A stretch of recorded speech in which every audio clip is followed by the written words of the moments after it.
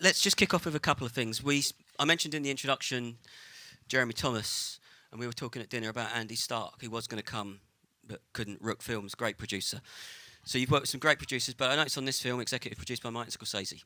Yeah. So just tell us a bit about how Martin got involved and how that felt, because there is unless I've missed, there's a reference to Taxi Driver, isn't it? The suck on this line. Yeah. Maybe. Yeah, maybe. Yeah, But yeah, so just say about how Scorsese got involved, because that must have been a real pleasure to have him take an interest. Yeah, it happened through when he was in the UK shooting Hugo. And he did an interview in the Telegraph, I think, and they asked him if he'd seen any films recently. And he'd got one of his people to kind of sort him out with local filmmakers' stuff. So he'd seen like Joanna Hogg's Archipelago, and he'd seen Fish Tank, and he'd seen Kill List. And I saw that, I was like, oh, that's interesting. You know, that's amazing, in fact. So I talked to my agent and said, if you can do anything for me, I'd like to meet Scorsese. If he actually likes the film, then it'd be great to be able to chat to him. So they sorted it out, and I met him in New York when I was doing the press for Sightseers. I went to his house and had a chat with him, which just blew my mind, basically. And it's a weird thing, you know, when you talk to someone who you've bought very expensive coffee table books about. Yeah. You know, and you know, just looking at him as he was talking, and I was thinking, oh fuck, I'm now one handshake away from the whole of the history of cinema, effectively, you know. And I was looking at him going, oh, you were in Kurosawa's film Dreams, weren't you? Oh fuck, Kurosawa. Oh my god. Anyway, so it went on. I think I held it together just about. Right. But then later he said, you know, we got contacted by his company, Cicalia, a production company, and they said, if you've got anything that you're doing, then send the script over. So that's what happened. And I also want to talk about the challenge with this film is it's pretty much set in one location, and I think you make a real virtue of that. I mean, watching this film, you feel kind of claustrophobic. You feel did you see shooting in one location as a challenge, or did you see it as a kind of a liberation in any way? Because you've shot other films, like, you know, Field in England, which we were both talking about, shot outside in kind of natural weather. You haven't always made it easy for yourself, I think, with your location. So how was it working just in one venue? Well, I think it's kind of two, because it's the world of the standing up characters and it's the world of the lying down characters. Right. And that was really important. And we'd kind of Packy Smith, who was the art designer on it, he'd done the set dressing on High Rise, right. And I loved the set dressing on High Rise because it's so detailed. You know, it just goes down and down and down. You could go into, you know, it's crazy stuff where you could open drawers in the kitchen and it would have all the 70s brochures and stuff in it, and everyone's wallets had all the detail. You know, had driver's licenses, and it was just crazy. Yeah. So he approached, and Packy's also a painter as well. So he approached it like a massive, like, abstract painting.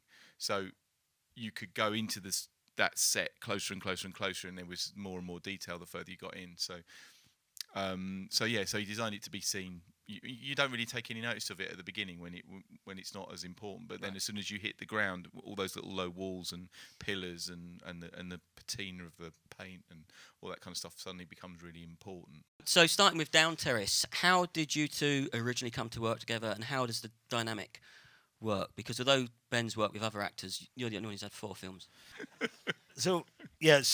Wrong Door. We worked in Wrong Door together, and then Ben had written Down Terrace. Right. You know, I'd been used to doing more television than film, really, by that stage. And the problem with television, it can be at times, is they have a thing like sausages on the floor. You know, where you have your mark on the floor, which you're not allowed to look at, but you have to hit and then turn here. And it was all quite rigid, and because I'm not trained, the idea of that just starts fucking with my mind, because I can see the sausage on the floor, and then I'm thinking about the sausage on the floor, and I'm forgetting about the person that I'm playing the cat. So I knew I had something like 13 scenes that day, and I was like, oh my God, the floor's going to be full of sausages. Yeah, it's a lot of sausages. It's going to be like a bomb in a butcher shop, you know. And then we got there, and just the whole thing flowed beautifully, and I was allowed to improvise a bit and play around, and that was the start of the falling in love process. That thing of just being allowed to fly. I mean, the sound of kind of bullets and metal and scraping. It's got a brilliant sound design on this film. It must be something you paid. I mean, sound has always been important in your films, I think, but it really comes to the fore. Yeah, well, it's Martin Pavey was the sound designer on it, and he has done all the films since Down Terrace, and yeah, we did some research into it and realised that we found out that blank firing guns, where a lot of gunshot noises are taken from, don't actually sound like real guns. So we ended up going to a Ministry of Defence facility and firing real guns down long firing ranges with mics all along this thing to catch the sound of the bullets whizzing over the top and stuff. So yeah, but it's also a thing I think about is this is a bit dull and obsessive, but I'll go for it, seeing as you're here. It's about frequency and like the loudness of guns, and in TV, the frequency, the wavelength is only like that much. So a punch or a slap is as loud as a gunshot.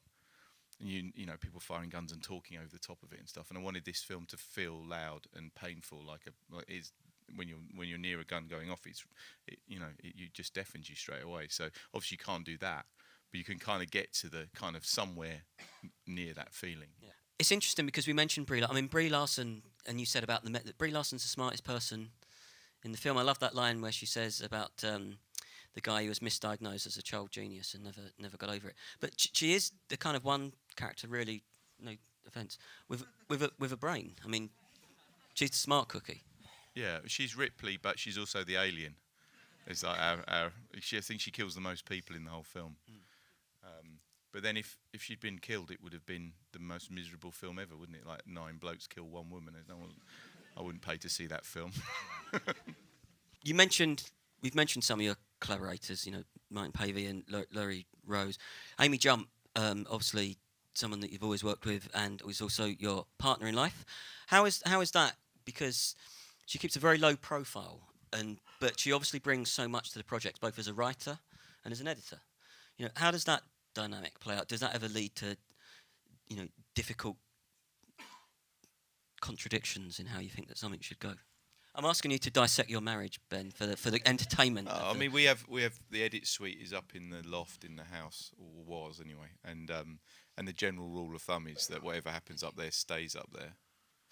But yeah, we have a fulsome kind of conversation about fulsome prison conversation about what we get up to. But yeah, I mean, it's never necessarily that easy. But my job, I think, often in this stuff is to not get in the way of what she's doing. You know, so I'm a filter. Certainly in the editing side of it. I mean, I was an editor and kind of, and I've got opinions about how it should be cut. But I want her kind of ideas, and I don't want to hobble them too much as they go through me. And on the writing side, every film we've done has been different in terms of how they've been written. So, High Rise and Field in England, she went away and wrote the script and she came back with it, and then I read it and that was it. I just went, oh fuck, all right, that's good, boom, we'll do that. But with this one, it was, like I say, I did the first draft, she did the second draft, and then she rewrote it each day as more improvisation came in from the floor, or she saw how the performances were going, she changed it to fit stuff, which was, I felt was a great way of working. She hated it because it was a lot of pressure and a nightmare, and most of the production didn't like it either because it was changing all the time. But it was, it felt quite.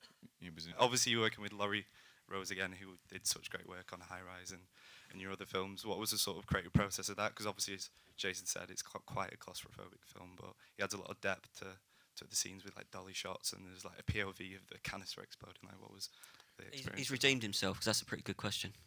Okay. You can have a T-shirt as well if you There want. was a lot of planning went into the film, and a lot of storyboarding, and a lot of,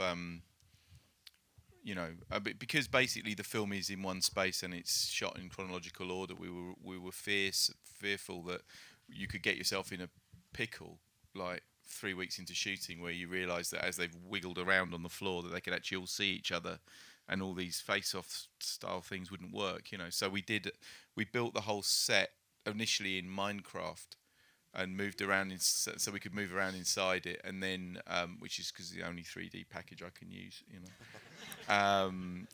So we had that first off, and then we built models and plan views and all this kind of stuff, and then I storyboarded it. I think it was 1,700 drawings for the whole thing, everything, dialogue, and obviously every bit of shooting and stuff, and then worked from that. So you know. And Laurie's job was difficult because it was the first film we did with multiple cameras as well. So there was 3 often, but up to 6 sometimes cameras, and it was shot in very long takes as well. So there'd be like a 3 or 4 minute take with all the action going on, and it's which is kind of like it's probably not how you would normally do it. You'd normally just, if a Hollywood movie, would break it down into lots of little shots and stuff. But because we were a reasonably low budget movie and we didn't have that much time to do it, it made sense because we were all in one big space. Is that you could set up action here, pockets of action all over the place with sets of cameras that couldn't see each other. So then you can run all that action all the way through and get quite long in continuity takes. But that obviously throws up a lot of problems for the DOP because it's loads of sets of different states of lighting. But since Down Terrace, really, Laurie and I have been working in a kind of 360 lighting thing, so everything's lit, and then we just place the cameras, and then it's a tiny bit of tweaking, and then you can go. So you can shoot really quick like that, rather than the kind of, we're going to put a camera here, all right, everyone go and have a cup of tea, while it takes another 40 minutes to put loads of lamps up and flags. So yeah. Okay, right, there's lots of... let's go to the woman in the striped T-shirt in the middle of the row. We've got to get this guy at some stages here. That poor man put his hands up first. Oh, okay, he's next. I'm giving you the heads up, mate. Don't worry. Is someone gonna? Striped T-shirt. There, look, the hands. The hands. In the dungaree. Be careful of the hands. Looks like she works for CBeebies. Well, that's going to colour the question, Michael. Fucking hell. Question for Michael: why are you such a twat? Okay, just before we close, I want to do 2 things very quickly.